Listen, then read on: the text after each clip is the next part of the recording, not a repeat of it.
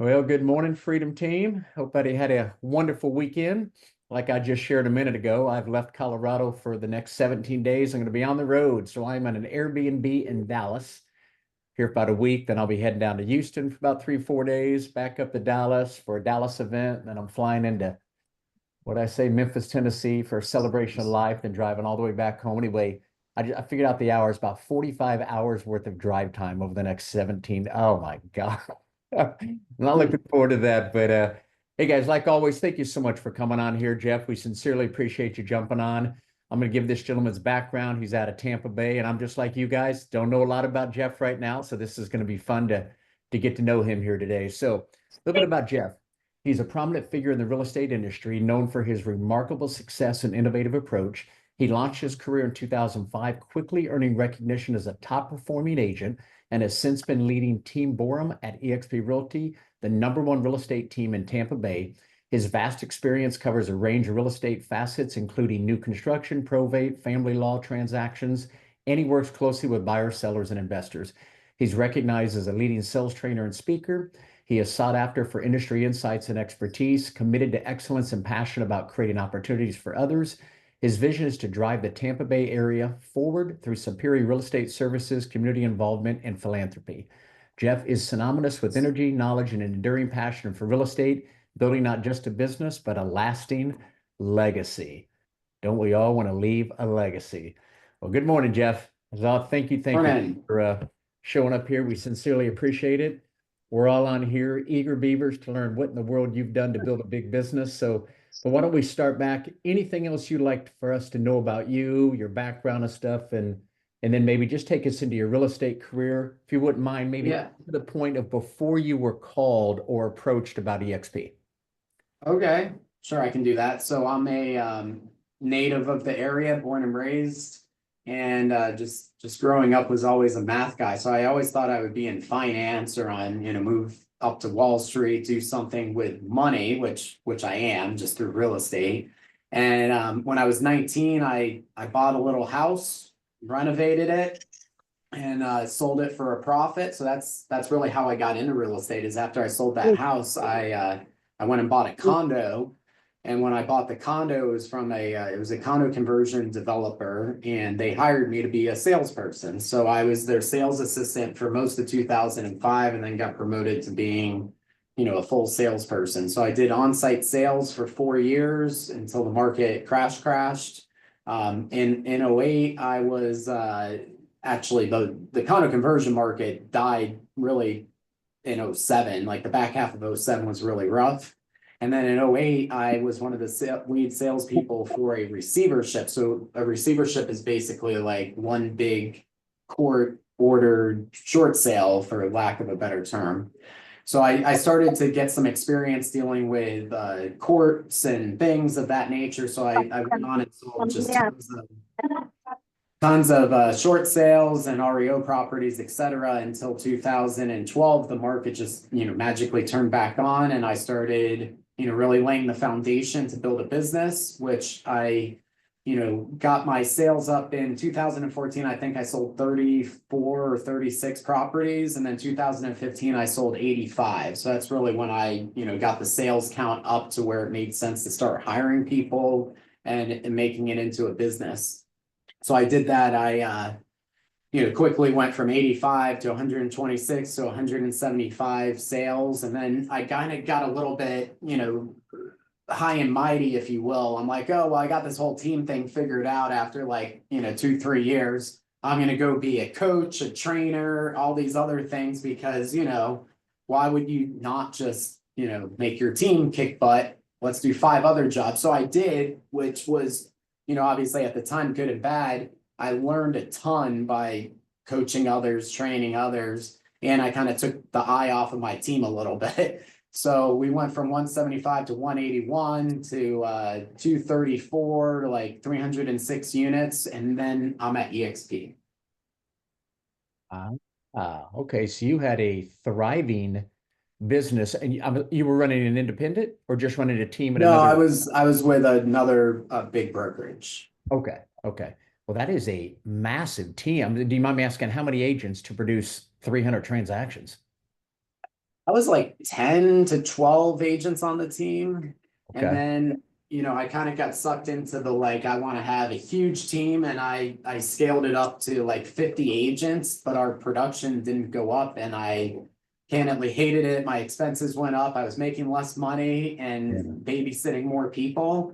And I'm like, okay, well, this is too big. Like, and this is when the market turned, like, now we're at EXP, and 2023 and 24 weren't exactly the greatest years to run a big real estate team. So I'm like, okay, I'm just going to scale out of this. And when the transaction count shifts in our favor, I'm going to capitalize. I think I was just a year and a half too early on going that big. So I kind of descaled my team to make it make more sense for the current market. So right now we have, really between 20, 25 agents at this moment. Okay. And we're still sell 300 homes this year, roughly. Gotcha. Okay, so take us to so you're running your business. Sounds like things were going pretty well. I don't know if you were in the process of scaling or going backwards, but how was the whole approach with the XP? Was this somebody you knew? Phone call? Yeah. Yeah, how'd you learn Yeah, it about was just it was a buddy of mine from the previous brokerage called me when he was at EXP Con in 2021. So so whatever that was, probably October of 21. And I like briefly talked to him, but he wasn't very aggressive. I had done a call actually with another agent and someone in his upline. So like I was in the whole like exploratory. I was looking at Real, I was looking at EXP, I was looking at staying where I was seeing what they were willing to offer me, not offer me. And then I'm like, you know what, I'd rather like hang out with my friends that actually like know real estate and mastermind. And I went on a couple of different groups like mastermind calls, and I'm like, okay, this is really good value. So like I liked that EXP kind of felt like it was in growth contribution mode, and I kind of missed that at my previous brokerage. It had been like that earlier in my career, and then I feel like that kind of got stale and like just blah, like versus when I started masterminding with people at EXP, I started hearing things that I hadn't heard before. And that was really cool for me, was like, oh, there's like other ways of selling real estate and different things that I can learn at a different brokerage. Yeah. And you know what? I hear that so much, Jeff. That seems to be versus the stock, the rev share thing. It's the camaraderie, it's the culture, it's the ability to grow because massive mega agents and teams have all come over here. And so we're just continuing. 100%. And yeah, Yeah. incredible. So you came over, how many people did you bring with you from your team? I brought 10 agents with me at Okay. the when I came over. And then what did it look like your very first year? Did you dive into, or let me ask you this. So it was mainly that culture, that ability to learn and everything that ignited you and pulled you over Yep. here. So your very first year you got here, did you immediately jump into rev share or did you, Yeah. okay, what did that Yeah, look yeah. like? I actually did it a lot better then than I do now. I've kind of taken my eye off the prize. So um I am getting back into it now. So this call was actually perfect timing. So I had yeah, I got hard and heavy right from the go bringing in people. So I don't know exactly how long it took me, but I think it took me about 18 months to get to 100 people like Okay. total in my tree. Maybe a little bit faster than that. And then I got up to about 250 people, but some of that was fluff. So like the last 6 months, I feel like my group has really condensed. So I have 205 people, but it's like 205 real people now, not Yeah. fluff. So Yeah. that's really good. So now, if interest rates do continue to float lower and the market does turn back on, I feel like that 200 is going to turn into 400, maybe even 500 real fast once we get things behind us, because there are 200 real people. Gotcha. And so you came over with your 10. Have you grown your traditional team as well, or has this all just been your group that's growing to the 205? Well, like I said, my team, I got up to like 50 people, which was some of that fluff that I was talking about in my rev share group. So now, I have about 25 people on my team, and most of them are in my downline. So my team's about 10% of my downline. Gotcha. Okay. And your current group right now, um, so when you came in to begin with, brought over the 10 agents, did they also start to build, or was this primarily you? No, no, team agents don't generally build, and I don't ever want to like put that out to them so that they don't do it. But between us, like, and if you are a team agent in your building, like, God bless you. It's just like traditionally they don't. Like, team agents are team agents for a reason. And that doesn't mean that they're not high level or can't sell a lot. I mean, I have people on my team that sell 35, 40 houses like clockwork. It's just that they're more like, I think the difference between a team agent and a team lead is that team leads are obviously more entrepreneurial, so we can do multiple things, or like Yeah. high level single agents, whatever, can handle more things. People that are team agents on teams are usually more like one trick ponies. Like, I'm really, really good at converting this lead source and following the process and selling real estate. But so to answer your question, my team has not really helped a lot with the rev share group. Okay. Well, let's get into you then. If this was primarily you, you did something pretty awesome out of the gate. What did that first year look like? And were you calling on Yeah, making relationships, or what did it, how did it? yeah. Yeah, so what I wanted to do originally was find other people like me. So, you know, people that I had mastermind with and known for a long time. I'm like, hey, like, let's talk. And I made a mission of like, I want to bring over 10 team leads, right? Because it seemed like a good number. If you have 10 people that recruit below you, in theory, like, you should be pretty set. So it's like, it's the whole real estate team model. Instead of me selling everything, I go and hire 10 agents to help me sell 300 homes. Well, if I want to, you know, obviously, ultimately, I'd like to have, you know, enough rev share that, you know, it does pay all of my bills. So in order to do that, you know, I really need, you know, that 400 to 500 person group would pay all of my bills. So I'm like, okay, do I want to recruit 500 people, or do me and 10 people want to bring over 500 people? So my focus originally was really just finding 10 people that could also attract to the company. And let's walk through, if you wouldn't mind, what that looked like. So you're going after other team leaders, like you said, people that were on the masterminds, and were these outbound calls, and what did that, if you don't mind, maybe. Yeah, messages, texts, calls, invite to events. You know, I wouldn't say that it was anything fancy. It's just be in relationship. And, you know, these were people that I knew. Yeah. So it wasn't cold calls. It's just like, hey, like, here's what I'm doing. Here's why I'm thinking I'm doing it. You know, does that sound like something you'd like to find more, you know, find out more about? You know, if you keep it simple with people and let them raise their hand, you know, because people ask questions. You know, if you have influence over people and you make a change, or you post something, or you do something, people want to know why you did it. Yeah. And in your approach, like you said, was all over the place. But when you did want to share with them EXP, did you generally person, face to face? You do a Zoom, press play, go through a PowerPoint? What did you do? Yeah, a lot of the people that I know are out of the area, so a lot of it was Zoom. And, you know, I'm a firm believer that you should always do a three-way call, you know, versus handling it yourself. Even if I'm, you know, a talented salesperson, attractor, recruiter, whatever you want to call me, I still have the relationship. So like, it's just Jeff, right? So it's Yeah. you need that third party validation.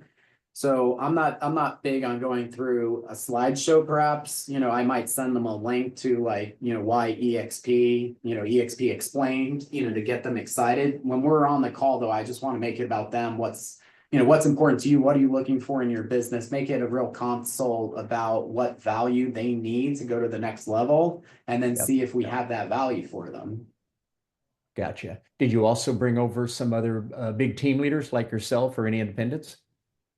I haven't brought over any independents. I have brought over team leads. Not necessarily with as big a teams as I have, but teams. Yeah. Yeah. Yeah. Okay. Has anything changed? You've been here since 21. So the way that you were approaching that very first year, is anything different today, a few years later? Yeah. I think we all have patterns, right? And one of my patterns is that when I get results, I get bored sometimes, and I like go Mhm. to other things. So I think it's just, I think about it, think about this, all of the time, money, energy that I put into scaling my real estate team from like 12 agents to 50 agents, if I would have put that into rev share, I'd already be making retirement money. So I think it's just like really being able to prioritize and understand, like, what are your actual goals? Because all the energy I put into building my team didn't make me any money. And if I would have put that same energy in a rev share, I'd be making at least double what I'm making now, most likely, if not triple. So for me now, it's like, let's work really smart, not harder. Like I'm at the point in my career where honestly, I just don't have the energy to like run around and do 50 things that don't make sense. So it's like, when I do a flip, I hire a project manager to babysit the flip. Like everything that I do has to have a third person or a person between me and the goal. So my job right now with RevShare is just let kind of like natural attraction happen. And then I do have 10 builders, not in just my first level, the first two. So I'm kind of letting myself off the hook there. So I really just want to pour into those 10 people and support them. And then slowly but surely get my 10 on my first level and not need it, spread out between the first and the second. And then we have a huge opportunity here now with co-sponsoring.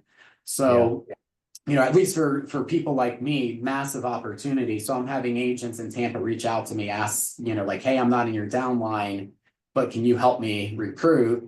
And we can co-sponsor together. So I think that's really a place that I'm going to put some energy is, see who wants to raise their hand and, attract people in Tampa Bay and then see if I can be that, alleged, big name or validation to help them bring people over.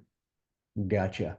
And you mind me asking, your 10 generals or builders, whatever you want to call them, do you have like once a week meetings with them? What do you guys do to kind of keep I have a standing call with several of them, and then everyone else just group text, check-ins, things of that nature. Most of them, we're in the fast forward movement, so they, Dan Beer and Kyle Whistle do a great job of having masterminds and training. So another thing that I learned quickly is like, I don't need to duplicate. Like if these people are in your downline, like they don't need to set up a call like this because you're already doing it. So for me, it's like, I don't need to like triple layer value prop. I need to find like, where do you guys actually need me? Because you're getting all this value from the group and EXP. So what do you actually need from Jeff? Like what little sliver of value do you need from me to help you go to the next level?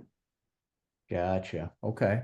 And so here we are in 2025. I'm just curious, do you have a goal set for yourself on the rev share where you want to be by the end of the year?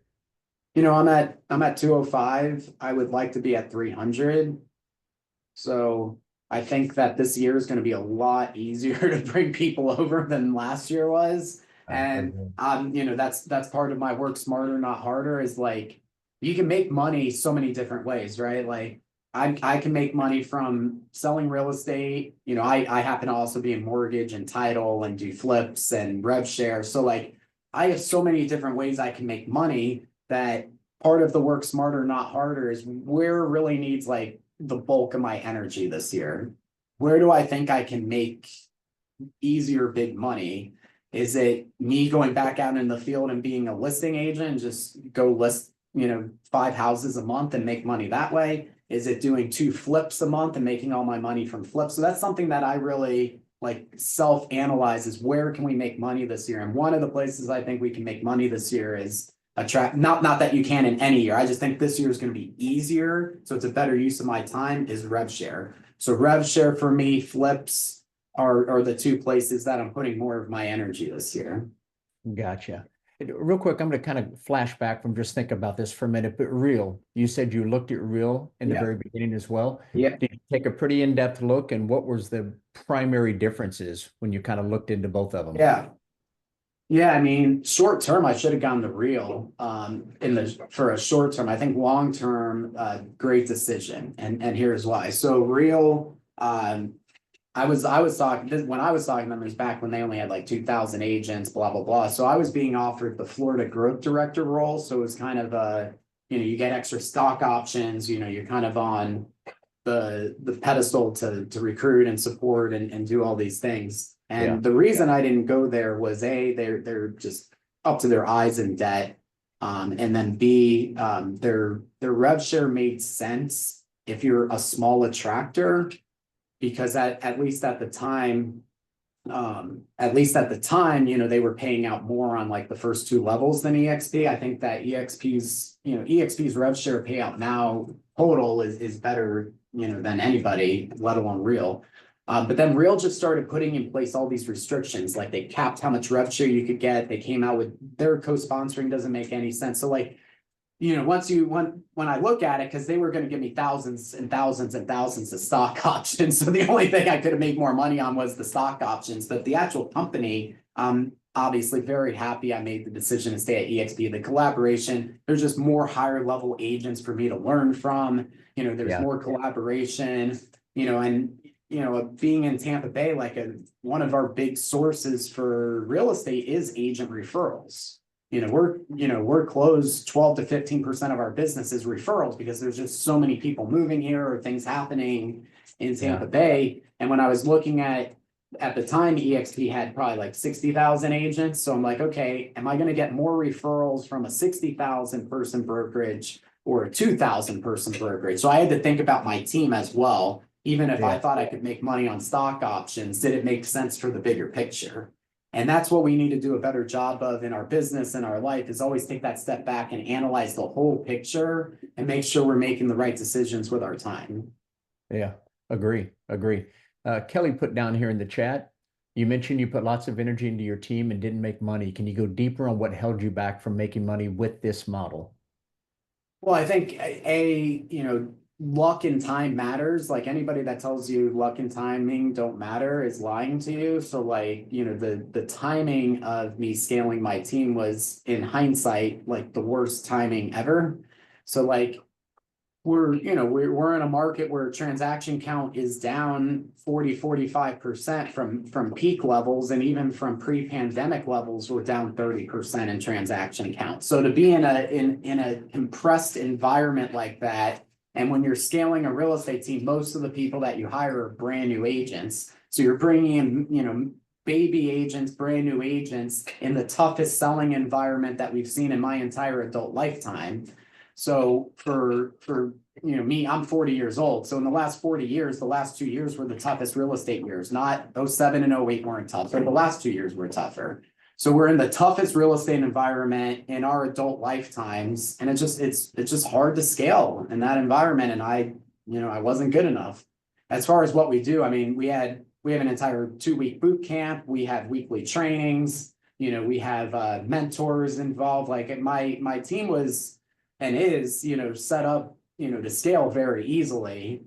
That's one of the advantages, again, of being at EXP is, Kyle Whistle, who last year at the #1 team in the company, basically gave me open access to his leadership team. So I had his sales manager, his onboarding trainer, et cetera, basically teach my staff how they did it, and then we basically made our model of that. Obviously I talked to other people as well, but I'll give Kyle credit. He's the one that really said, here's my playbook, do with it what you will. So, I think, like I said, just honestly, I don't even know that I could have done it any differently, that it would have made sense. It was just really bad timing. Yeah. You remind me when at the conference there in Orlando, when Glenn was up on stage, I'll never forget that. And he said, guys, a lot of folks don't know this is the worst it's been. I think he said 37 years. It's the worst we've seen in the industry. So yeah, like you said, in our adult lifetime, this is the worst it's ever been. But it's turning around, gang. It's all starting to move in a positive direction. Thank God. Well, think about it. It's always darkest before the dawn, right? Like, not to be overly cliche. It's like, so go back to the regular real estate market in the Great Recession. The back half of 07 was tough. 08, 09, 10 were really the bad years. 2011 wasn't that bad. And then 2012, it turned right back on. So even the Great Recession was really only 3.5 years. Do you know how long we've been in a descending transaction count market? The US real estate market peaked in September of 21 from a transaction count standpoint. So we're already a full 3.5 years into a depressed buyer demand market. So there's only so long that markets like this last. We're already at 3.5 years of a descending market. We're due for a comeback. So no doubt. Looks like a little follow-up here with Kelly. How do you help your team be more productive? You're talking about traditional team? Yeah, he answered that with. Yeah. I mean, I've done trainings on it probably 12 times. Anyone that raises their hand, I'll meet with one-on-one and talk about it. So like, obviously I would love for them to do it. It just hasn't panned out. I got you. Look there in the chat as well. Mark Mess just put up a question. I'll let you read it, Jeff. You see your chat? Sure. And Mark, if you want to come on speaker, dude, either Oh, way. just the ones that are, well, I mean, I just answered that. So we just, I've done overall trainings on it, and anyone that's raised their hand I've met with and kind of just attempted to come up with a game plan for them. Yeah. So one-on-one, you'll meet with some of the generals, just help them with whatever their Yeah. goals are and whatever you can do to be a Yeah. friend. Oh, yeah. Well, that's how I view life and business in general, right? So like, if I'm like, I can have a goal of making X dollars running my real estate team, right? And then I have to then get buy-in from my agents. Well, I can't create their buy-in. Like you can't tell a buyer's agent you need them to sell 40 homes. Like they're gonna sell what they're gonna sell. And that's one thing that I've learned. Like we can give them little motivational videos, we can help them with their big why, we can do this. The fact of the matter is, in business, for 99% of people, once their financial needs are met, like getting them to push harder on that gas pedal is next to impossible. So I think that's like that realization that if I want to sell 300 homes and the agents on my team's goals add up to 250, I better sell 50 homes or go hire agents that can sell 50 homes. Like I'm not going to get the agents that set goals for 250 to sell 300. It's not going to happen. So it's the same thing in rev share. Like I have to, if Jeff Borham wants 500 people in my rev share group, I better go recruit 300 people, or I better go recruit the 10 people that can recruit the 300 people. Yeah. I didn't even ask you, Jeff. What's your front line? FLA, FLQA? I have 30 FLAs. I don't know the QAs off the top of my head, but it's 30 in my front line. Gotcha. Okay. Cool. Well, let's say anybody else have any questions other than Kelly and Mark? Anybody got questions for Jeff? Well, No? the reason, Jeff, I asked about when you said I didn't make money with my team, I have a broker owner I'm talking with today. He's got 115 people in his office. And he said the other day he's break even on the office on that. And that seems amazing to take that liability and that overhead and be break even on it. Well, I mean, I can talk about that for a second. One of the number one questions I get asked is why I don't own a brokerage. And I'm like, because I like money. Like what exact value or increase in money would I make by flipping EXP off and being, Borham Realty? I would not want to deal with all of the broker compliance shit and complaints. So I'd probably have to hire somebody. So what it would do for me? I'd have to hire another person. I'd have another salary to pay. So, this year I'll make around $100,000 in revenue share, and I don't have to be a broker. So, where's all the money? Unless you're an innovative genius and you're creating a brokerage that doesn't exist yet that you can make into the next EXP. In my humblest of opinions, like mom and pop brokerages, just regular traditional brokerages, it's just here we are. You can break even. So, I can tell you I'll never own a brokerage when it comes to selling real estate. Maybe I'll own a brokerage when it comes to property management, but that's a whole nother conversation. Question. Jeff, I'm just wondering if you have any success stories of working with agents in your organization that maybe they're struggling, that maybe you sat down. I love your one-on-one approach to helping agents figure out where they are, where they want to go, what their goals are. Do you have any success stories of meeting with them, talking about building a rev share organization? Someone that maybe like is a part-timer, but helping them like, oh, right in front of you now. You said the magic words part-timer.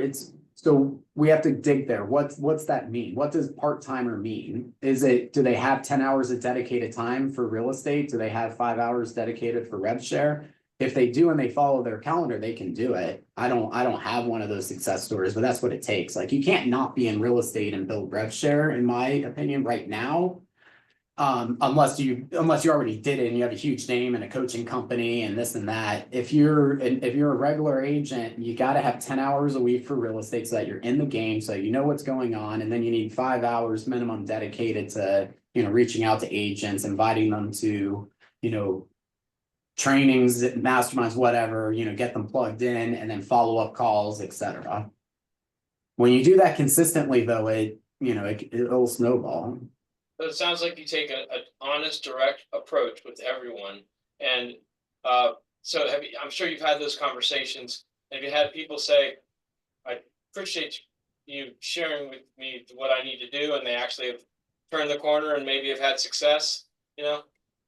Yeah, I mean, I've obviously taught people in my group how to recruit. Yeah, most people, even good salespeople, aren't good attractors or recruiters, whatever you like to call it. So that's where like me being a business coach helped a lot. Is like you just shut up and let people talk sometimes, and ask a couple questions and let them get going, because every salesperson likes to talk about themselves. 99% of the time. So it's the key is to not just like puke EXP on them. It's just to find out what value hole they have and then show them the value that EXP has that can fill that hole. I think that's the key, that a lot of people don't have that skill to just ask a question and shut up. Instead we're like, oh, well, we can fix that. It's like if you're on a listing appointment, right, or a buyer consult, and you're doing a consultation with someone, and I say to you, hey, what's the most important thing about selling your property, that if it happens, you're going to give me a 5-star review on Google after your home closes? And they say price, and I say, great. I don't say I can sell your home for the most money possible. I say, well, tell me more about price. What number are you looking for specifically? How much money net are you looking to get out of the house? What will that enable you to do? Right? We're asking follow-up questions and really getting to the meat of the matter. We're not just like, I can fix that for you, So just remember, when you're doing a needs analysis, you're not fixing problems in a needs analysis. You're gathering information in the needs analysis so that you can have the right dialogues in your consultation. But a needs analysis is not where you fix things. Whether it's selling real estate or bringing people to EXP, that's not where you do it. Yeah, agree. A lot of tell me more about that, or so what other challenges do you have, and just continue to dig deep.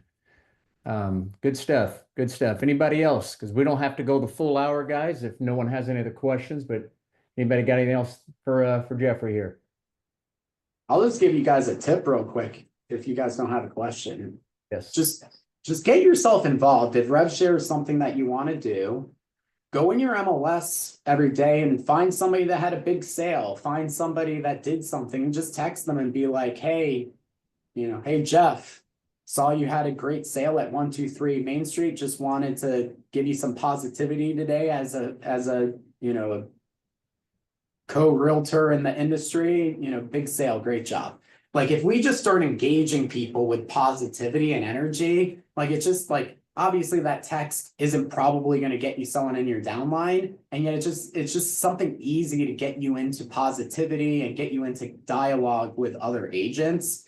And then you're just warming yourself up so that when that agents do come in front of you, or you see an agent friend on Facebook, you're not going to be as shy about reaching out to them or inviting them to something. So just find something that's super easy for you to do on a daily basis, so it becomes a habit, and just text one person a day. Hey, saw you had a great sale on 123 Main Street. Congratulations. Just do something to get yourself engaging other realtors. I see that. I love that you engage them early on. Maybe get to know them, TMIY, find out what's really important to them instead of just like sharing everything, because some of those things, some agents aren't interested in stock, some agents aren't interested in rev share, they just want to learn how to get more leads, This and is Kate. that's what you would share with them. So when you have these meetings, when do you even talk EXP? Like, do you take them out to lunch? Do you usually do it by Zoom? I'm just curious about your process. If they were local, I would definitely invite them to my office or coffee. Remember, a lot of my RevShare group is actually not local. So, I do a lot of Zoom. And then locally, though, I would invite them into the office, have a cup of coffee, show them around, and sit down with them here. So I'm assuming when you came over, did you start your office immediately? Did you open up an office? Yeah.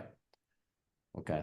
I guess that was the goal all along, for your 10 agents to have a place to come and Do they? Yeah, and I did think it could be an attractor for EXP as well. I mean, I have way, again, hindsight being 2020. I mean, my office is way too big for what I need. So I've got plenty of space though to invite local potential EXP agents if you need a place to pop into, because most people really just want an office once or twice a week to come into. Like, even people that like an office will mainly work from home. So, having the office does have the ability for me to invite people that want a place to go. So it's something that I can use for recruiting as well. Yeah, yeah. I can see that. All right, anything else here, gang? Anybody? Shared sponsorship. Can you go a little bit more into detail? I think that some agents are questioning whether that's a good thing for EXP. Maybe they don't completely understand it. I know I don't 100% understand how it works yet. But I do see the value in, I don't have a personal office, but I do know some agents that do want to join an office whatever brokerage they go to. And co-sponsoring with you at your office would be an advantage. We could do it together then with that agent. Right. That's Yeah, one yeah. example. 100%. So I think co-sponsoring is great, actually, the way EXP did it. So co-sponsoring at EXP is not actually co-sponsoring. It's a reorganization of a downline. So like if Mark, you wanted to co-sponsor someone with me, say you knew someone in Tampa near me, and you're like, hey, I know this guy Jeff, it would be great to, the two of us could really give you a lot of support, right? So the challenge is the person that's the co-sponsor, they get paid in the downline, but their upline does not get paid. The primary sponsor, it's the same for them upline wise, except the person goes in their second level, not their first level. So like you have somebody that is in Tampa and you reach out to me and you say, I have an agent that lives in Columbus, but also lives in Miami. I don't know how far you are from. there's 4.5 hours, no big Okay, deal. probably too far, but that would be yeah, they're definitely not coming to my office, but so you reach out to me and you're like, hey Jeff, so the first thing would be like, who's the co-sponsor, who's the sponsor? So let's just assume in the scenario, I'm the sponsor, you're the co-sponsor, right? So what that means is the person is actually in your first level and they're in my second level. And then my upline gets paid and your upline does not get paid. You get paid 7 down, just like you always would. And I get paid 7 down like I always would. And that person that you brought in, that's in my second level, my upline would get paid the same. So it's really not true co-sponsoring. It's inserting somebody in a tree, if that makes sense. It does. It's interesting how you almost like create a whole nother leg. Yep. So like all the people that joined EXP that then texted me a month later, 2 months later and said, hey Jeff, we wish we named you. We didn't understand how important the sponsor was, blah, blah, blah. Those are the people that are now reaching out to me saying, hey, can we, I can be the co-sponsor, you can be the sponsor, like, let's go do this together. And I'm like, let's do it. Because to me, it's like anybody can now raise their hand and basically be in my first level from a recruiting standpoint, not a rev share standpoint, but a recruiting standpoint. Like if you were my co-sponsor, I don't get paid anything on you. But the people that you and I co-sponsor together, they're in my second level. Does everyone understand how the co-sponsoring thing works now? Got some shaking heads. And the sponsor is the one who gets the FLQA as well? They wouldn't, because they're in your second level. So it's the co-sponsor. So I'm not saying that I'm perfect on this. Obviously, I know like 95%. So if I'm off on one nuance, I apologize as far as the FLQA, but the FLQA would not go to the sponsor because they're really in your second level. That's my understanding. So if I'm wrong on that, that's the only thing I'm not sure about. Okay. Also, I understand that it cannot be anyone they cannot be sponsored, anyone in your own organization. I can do this with people on my 7th level. I can't do it with anybody between my 1st and 6th level. So if there's people in my 7th level, because I can basically like restart a tree with them. So I can now go 14 levels if I start co-sponsoring with my 7th person. I can keep going now. Interesting. Now, I Okay. don't have anyone in my 7th level, so as of now, I cannot do co-sponsoring with anyone in my downline. I only have people in my 6th level, not 7. Interesting. Okay, I didn't know that. You can put someone below your 7th level and go another 7 levels. Yeah, you can co-sponsor with them and you can keep going. Yep, Very cool. Okay. true story. Anybody else? I know I got another big Zoom here in about 15 minutes. Anybody got another pressing question here for Jeff? I We have a good? question. Go ahead, Miss Kate. Um, Curious. I almost attracted a nice brokerage, and at the last minute they chose Real, and that was about over a year ago. If I were to call and follow up with that person, what would you suggest, like me talking about? Um, we have a good relationship, so I just want to like stay in touch and maybe Yeah. throw out some Well, things. you should stay in touch. B, I think it's just, what's your experience been like? Come from curiosity, like, is it what you thought it would be? Don't bring up the president leaving, anything like that. Let them bring up any shakeups or things behind the scenes. So just be there, right? It's just let them talk. Hey, I know it's been about a year since you went to Real. How's the year been? Tell me. Like, and if it's been great, just say, hey, I'm so glad it's working out for you. Obviously, if there's anything I can ever do or invite you to a training that you don't have or blah, blah, blah, I'm still here to be a resource for you. Just be there for them. All right. Thanks for the positivity. My pleasure. What is their Well, it's code? like, have you guys ever heard of the chosen one question? Has anybody ever read the book 7 Levels of Communication by Michael J. Mayer? Yeah. Okay, all of you should read that book, in my opinion. I hate telling people what they should do, but like, here we are, you should. So there's a question in the 7 Levels of Communication called the chosen one question. So it's generally for sales. So it's, hey, Kate, when you know somebody from Colorado, maybe a friend or family member that's relocating to Tampa Bay, Florida, who would you recommend that they call first for their real estate needs? Hmm.